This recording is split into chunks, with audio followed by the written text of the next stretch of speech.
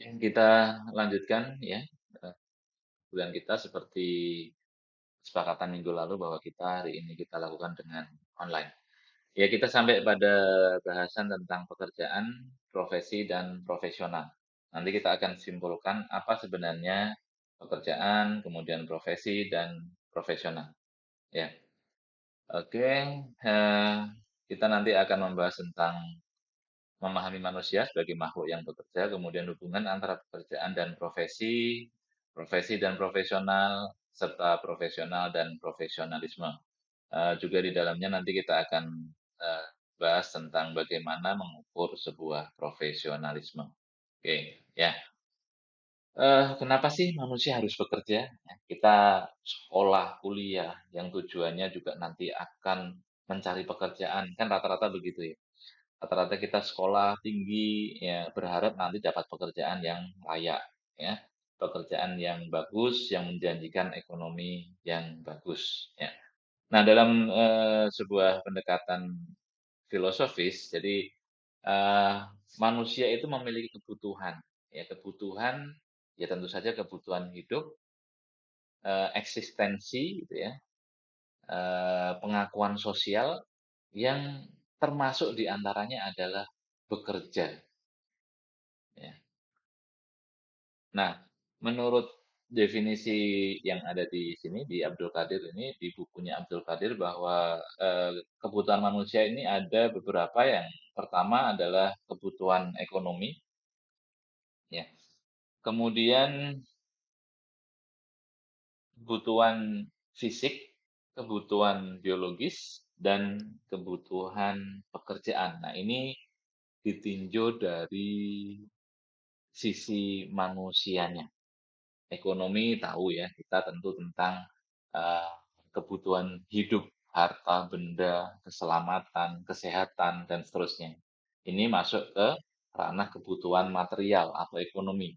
Kemudian kebutuhan psikis yang tadi yang saya sampaikan, ada, kebutuhan apa namanya, eksistensi, kemudian, eee, kesehatan dan lain-lain yang terutama yang dibutuhkan secara non material, kebutuhan biologis dan kebutuhan pekerjaan. Jadi pekerjaan itu merupakan satu kebutuhan. Kalau misalnya Anda mungkin dapat harta warisan 7 turunan, ya kemudian Anda menikmati hasilnya itu saja tanpa bekerja, itu juga Anda menjadi manusia yang tidak lengkap. Kemungkinan nanti akan, ada dari masyarakat melihat menjadi kurang terhormat gitu ya, ketika Anda tidak memiliki sebuah pekerjaan. Oke. Nah, apa sih sebenarnya tujuan, eee, orang bekerja? Ya karena tadi kebutuhan, maka memenuhi kebutuhan hidup. Menurut ini Thomas Aquinas, memenuhi kebutuhan hidup, mengurangi tingkat pengangguran, kriminalitas, kemudian juga ada aspek sosial, di mana ketika Anda bekerja itu harus membawa juga Eee, aspek-aspek melayani sesama manusia, ya. Jadi nggak hanya melulu tentang bahwa Anda dibayar untuk melakukan sesuatu, ya, tetapi di sana ada nilai-nilai yang harus Anda pegang bahwa pekerjaan Anda yang Anda lakukan ini, apapun itu, ya, itu dalam rangka melayani sesama manusia, ya. Kemudian, ada juga tujuan orang bekerja mengontrol gaya hidup, yaitu mengatur, merencanakan, dan mengontrol kegiatannya. Eee, kok bisa? Mungkin Anda bertanya ya, bagaimana mengontrol gaya hidup masuk dalam tujuan orang bekerja? Ya, ya Anda bayangkan, eee, bagaimana ketika Anda bekerja ini mempengaruhi gaya hidup Anda. Misalnya ya, Anda yang bekerja jam 7 harus masuk, maka Anda jam 6 harus sudah bangun. Ketika Anda tahu jam 6 Anda harus sudah bangun, maka Anda tidurnya nggak larut malam, jam 10 malam udah harus tidur misalnya.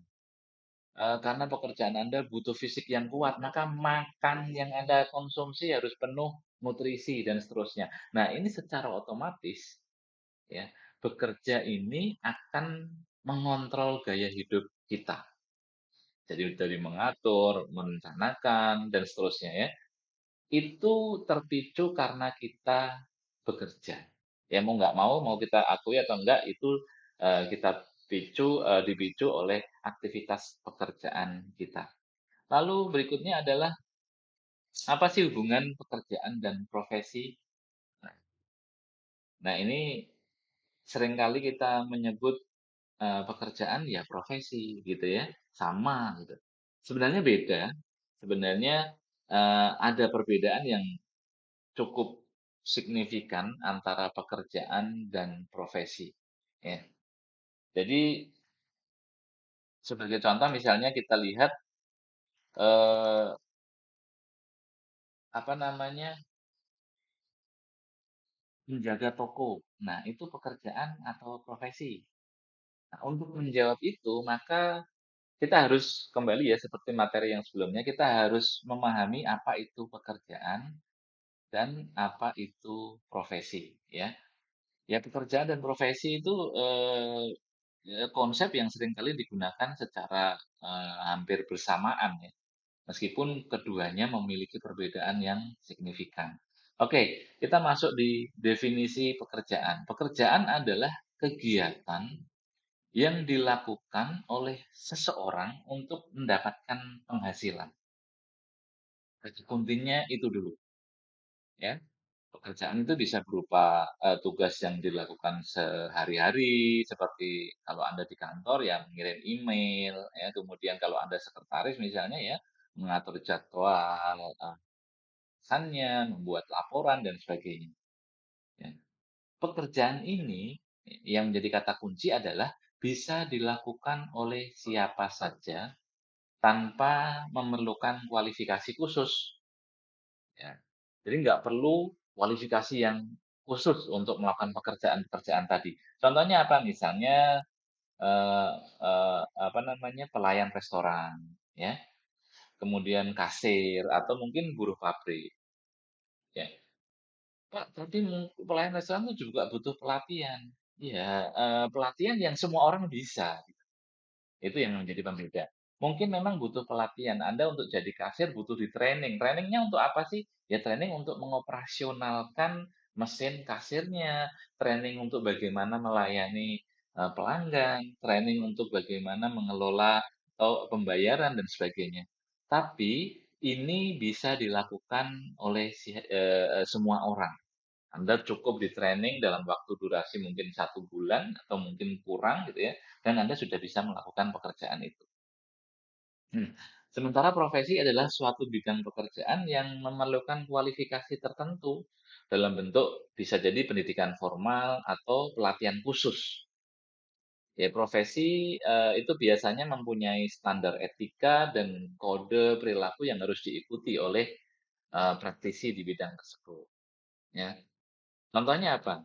Ya contohnya dokter, mungkin ya, pengacara, akuntan, engineer, programmer profesional, dan lain-lain yang di dalamnya mengandung, pendidikan formal dan mungkin pelatihan khusus.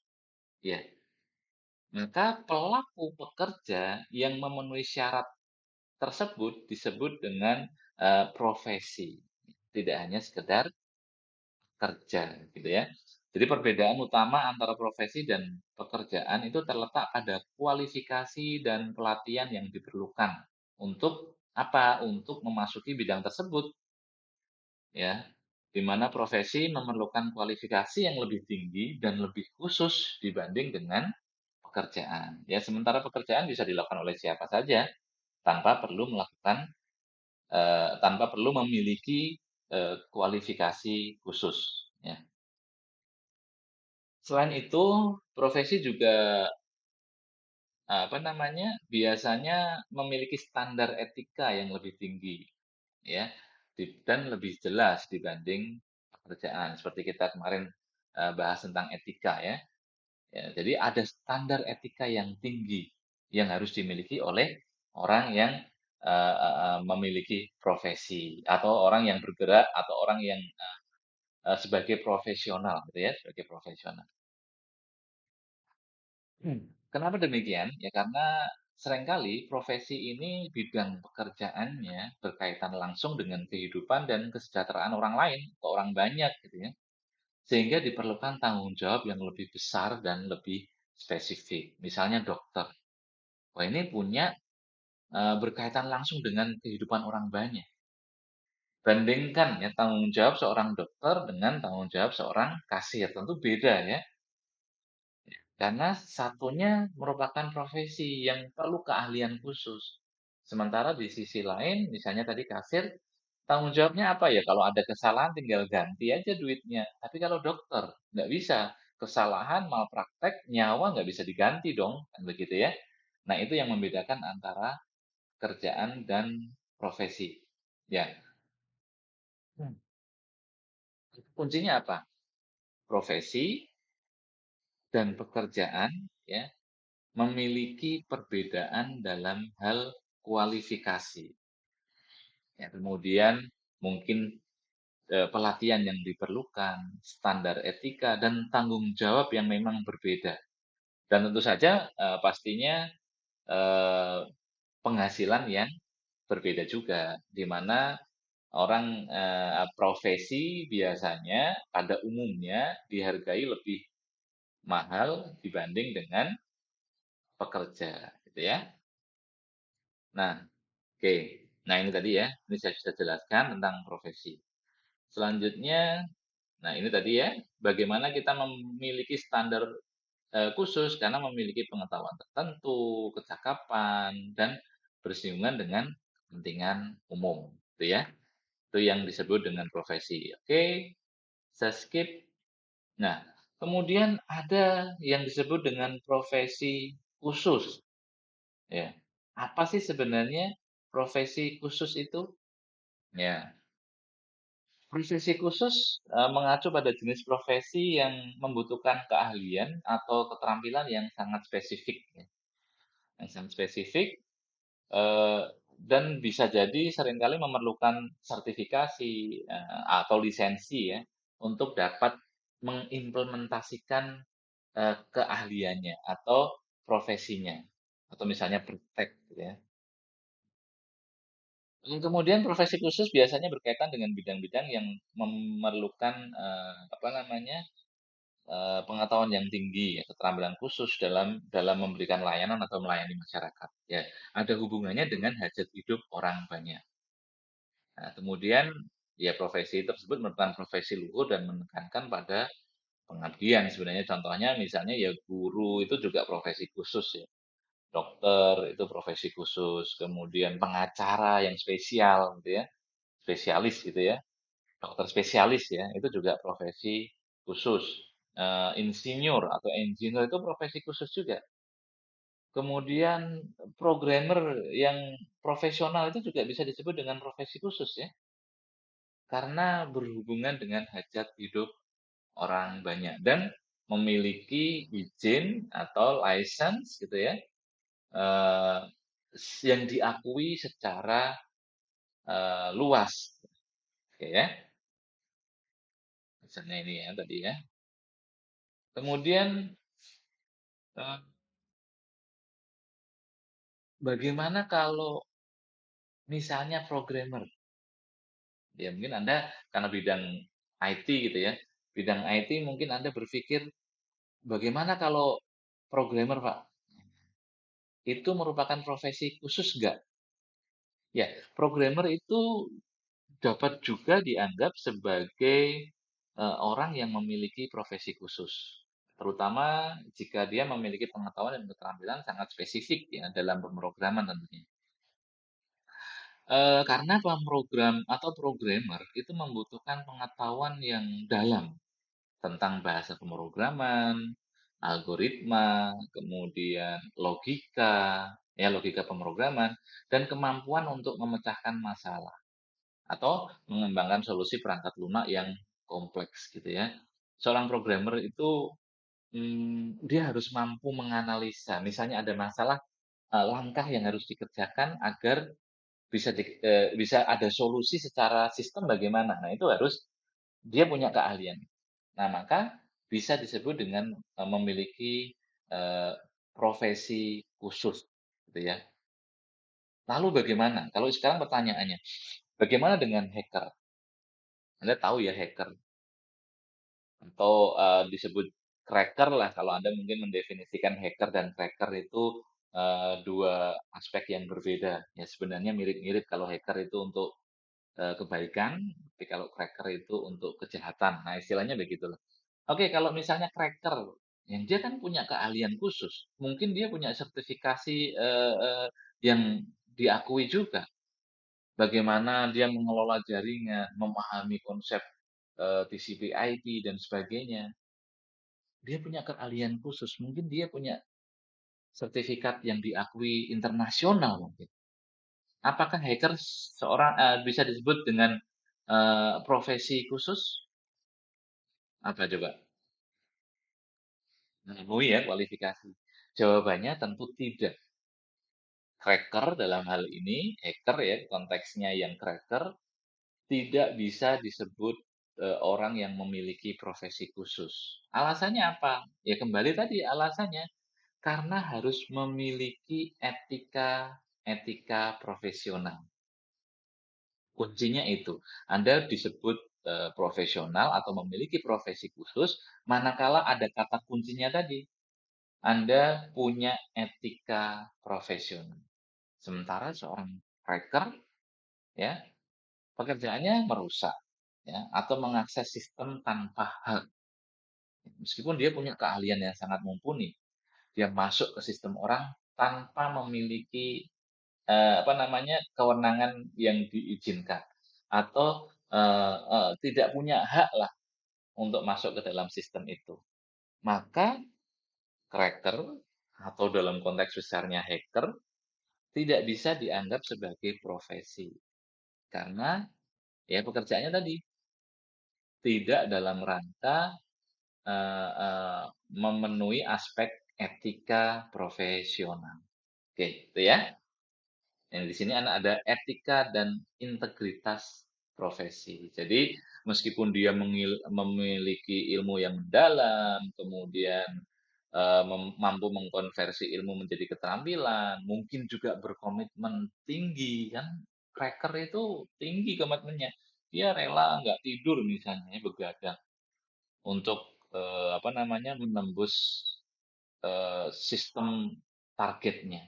Tapi ingat, dia tidak memiliki atau tidak menjunjung tinggi etika dan integritas profesi. Maka tidak disebut sebagai seorang profesional gitu ya. Oke, sekarang lanjut.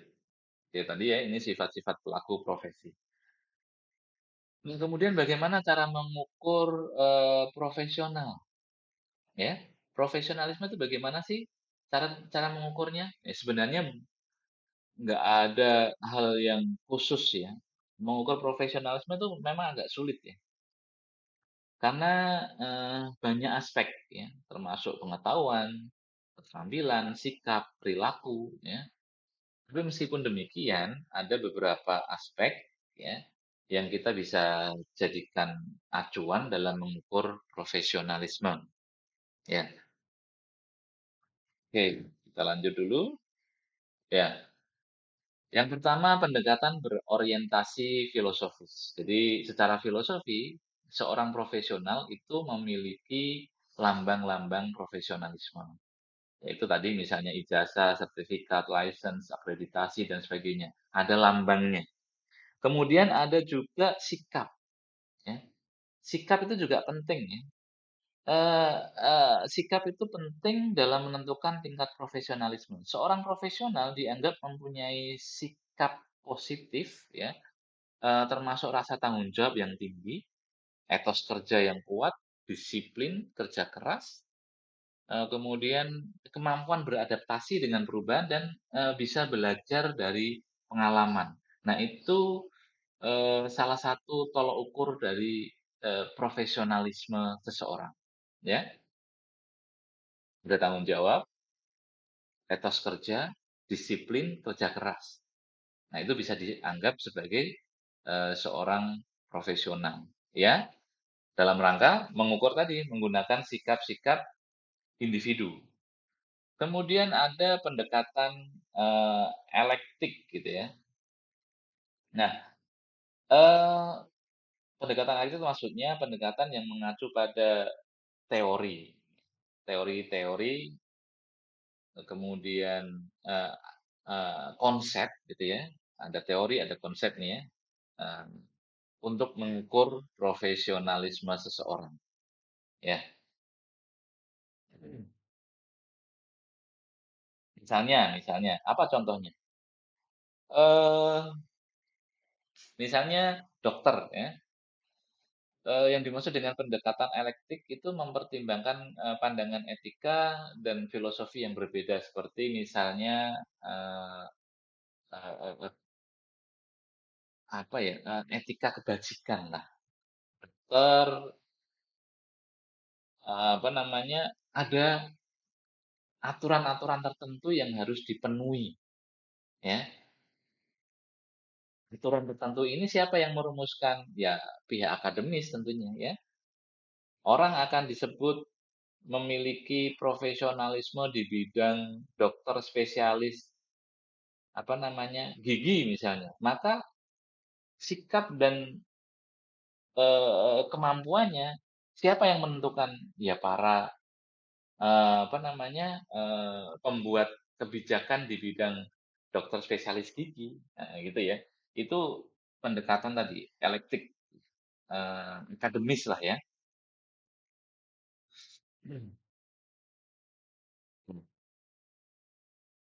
Kemudian yang kedua, pendekatan berorientasi pada perkembangan, ya.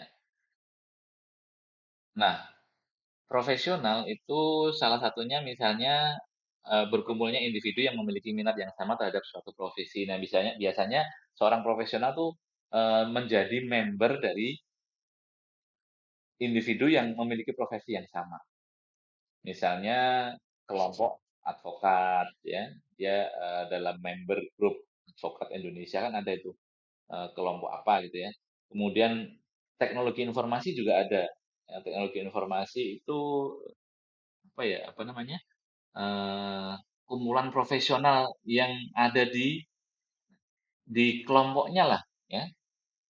Jadi seorang profesional biasanya, bergabung dalam ikatan profesi ya, ikatan profesi tertentu gitu ya. Itu tentu memiliki maksud ya, memiliki maksud dan tujuan yaitu tadi, untuk terus meningkatkan profesionalismenya. Karena ketika berkumpul orang-orang, yang memiliki profesi yang sejenis, nah di sana nanti ada kekuatan, saling mengisi, saling melengkapi, ya. Oh ya, kemudian, eee, melakukan identifikasi dan adopsi terhadap ilmu pengetahuan tertentu. Nah ini sebenarnya tadi ya, ukuran profesional itu dia mampu meningkatkan keahliannya. Mampu terus berproses untuk menjadi lebih baik. Itu salah satu indikator profesionalisme, ya. Oke, saya lanjutkan. Ini intinya pendekatan orientasi perkembangan itu adalah seorang profesional dituntut untuk mengembangkan kemampuannya terus-menerus. Jadi jangan berhenti, ya. Jangan berhenti belajar. "Oh, saya sudah puas nih sampai tahap ini." Enggak. Kalau Anda bisa disebut profesional manakala ada peningkatan terhadap kemampuan Anda, mau terus belajar, ya. Oke, ini yang kedua. Kemudian yang ketiga, pendekatan berorientasi karakteristik, ya. Seorang profesional itu memiliki, 8 karakteristik pengembangan proses profesional. Yang pertama, memiliki kode etik. Jadi Anda disebut profesional manakala mengikuti kode etik profesi, ya sesuai dengan profesi Anda tentunya. Kemudian pengetahuan yang terorganisir yang mendukung pelaksanaan sebuah profesi. Jadi Anda itu punya pengetahuan ya, yang misalnya programmer ya ada back end, ada front end, dan seterusnya ya. Anda ini fokus di mana gitu ya. Jadi tidak semua dimakan, ya.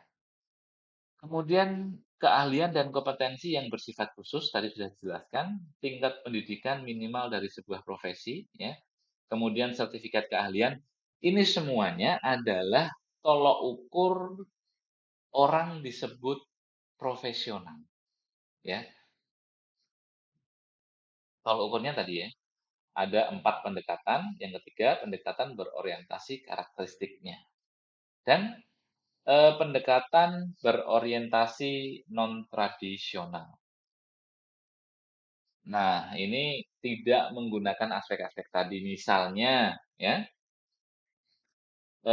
seorang peselancar, kemarin saya sudah contohkan, peselancar yang tidak memiliki pendidikan formal, eee, dan simbol-simbol yang tadi, tapi dia mampu melakukan, apa namanya, skill-nya itu dengan sangat bagus ya, kemudian bisa menjuarai kejuaraan-kejuaraan tertentu, dan dia mendapatkan penghasilan dari itu, meskipun tanpa pendidikan formal, dia bisa disebut dengan profesional, ya.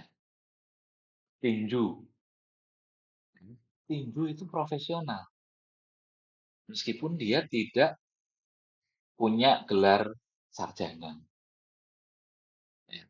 Tapi kata kuncinya adalah dia, tadi ya, punya bidang khusus, kemudian dia memiliki keahlian khusus, dia mendapatkan penghasilan dari itu, ya, dia diakui oleh oleh organisasi profesinya, ya, diakui. Misalnya petinju itu kalau dia mendapatkan sabuk itu artinya dia diakui ya, diakui, maka dia disebut dengan profesional, gitu ya. Kemudian mungkin Anda bertanya, apa sih, hubungan profesional dan profesionalisme? Ya. Di awal tadi kita sebutkan profesional dan profesionalisme. Hubungannya apa sih? Profesionalisme itu merujuk pada kualitas atau karakteristik seseorang yang memenuhi standar etika dan kinerja yang diharapkan dari suatu profesi tertentu, gitu ya. Seorang profesional dianggap sebagai orang yang memiliki pengetahuan dan keterampilan yang diperlukan untuk melakukan pekerjaannya dengan baik, ya, serta mampu menjaga etika dan integritas dalam, berhubungan dengan klien, rekan kerja, dan masyarakat. Nah, ini ukuran-ukuran ini yang disebut dengan profesionalisme, ya. Jadi hubungannya apa sih antara profesional dan profesionalisme? Ya, seseorang profesional diharapkan memiliki tingkat profesionalisme yang tinggi dalam melaksanakan tugas yang diemban dalam profesi tertentu. Ya, profesional berarti orangnya. Profesionalisme berarti sikapnya, ya. Sikapnya itu profesionalisme, ya. Profesional orangnya, profesionalisme sikapnya, profesi pekerjaannya. Ya, itu adalah hubungan profesi, profesional, dan profesionalisme. Ya, oke. Itu kemudian, nah ini sudah sampai pada tahap akhir, ya tadi ya sudah ada pekerjaan apa, profesi, profesional, dan profesionalisme. Baik, saya rasa itu saja yang saya sampaikan untuk kesempatan kali ini. Kita lanjutkan di kesempatan yang akan datang. Terima kasih atas perhatiannya. Selamat siang. Assalamualaikum warahmatullahi wabarakatuh.